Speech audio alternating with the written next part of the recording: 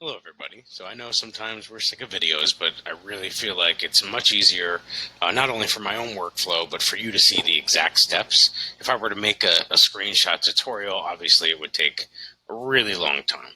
So here's a test account, a teacher account, so you can kind of experience the same process. So one of the things you can do is just type in screencastify.com. And it's going to take you to a screen here where it's going to ask you to add to Chrome. So we're actually going to add it as an extension so that it's going to show up here when we're finished. And that way, that's how we're always going to launch it going forward. So we're going to choose add to Chrome. It's going to take us to the Chrome Web Store so that we can add the extension. And then it's going to take us through a series of steps. So we're going to confirm that we want to add the extension. After this point, it's going to ask us to authorize. It's going to link to our Google Drive. It's going to want access to our camera. It's going to do a lot of different things. And so at this point now, I see it's in my extensions. So if I hit that puzzle piece, I can pin it because I'm going to want access to it. For example, Nod, which is that reaction tool in Google Meet, you don't actually need to access it just as long as you have it. So you don't actually need that pinned. So now, anytime you go to use it, then you can launch it from here. Now, the first time through, you're going to see that it opens a tab because it wants to authorize, because it's going to house everything in Google Drive. So just like your Google Meet recordings, you saw that you have a new folder in Drive called Meet Recordings. Now, once we authorize this, we're going to have a folder called Screencastify as well. And so it'll have a pop-up. It'll ask us to just confirm the account. It'll ask us to allow access. And then it's going to ask us to agree to the terms and policies that you could read here. You don't necessarily have to check the next box. We'll say next. You'll say you're a teacher, obviously, right? Answer some demographic questions, which they claim is for personalized tips and tricks, right? So, nobody's going to pay attention if you're fibbing. So feel free to add, whatever makes sense for you.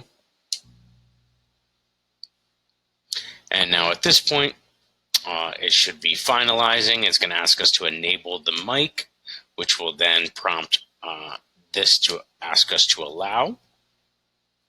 There is a potential to have annotation tools, so you can enable them later, but why not enable them now? And then you have the option to end it here or ask them to show you around, and it'll just take you through a 4-step tutorial about how to pin it, right? How to start a recording, right? How to use the toolbar to annotate and eventually pause or end it. Right, you can also return back to the icon to end or restart or delete.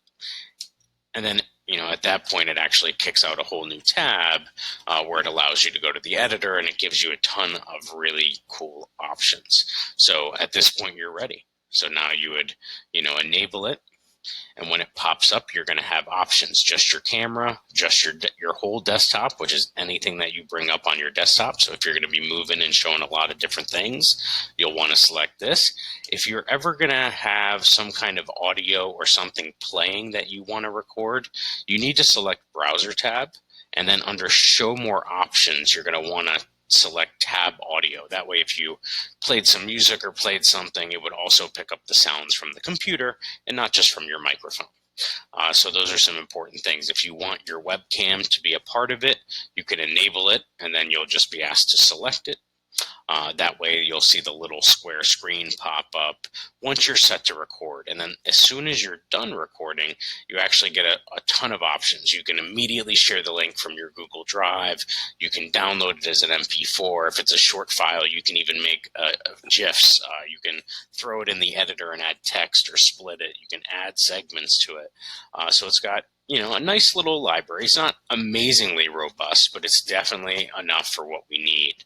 So you'll also see your recordings are going to be housed here in Screencastify, as well as on your Google Drive in your Screencastify folder. All right, so after that, you're ready to go, right? You can check to see that your mic is working. You can do a countdown, right? You have all of those tools at your disposal. All right, so feel free to play around, see what it can do, click, and see what it does. All right, have a great day.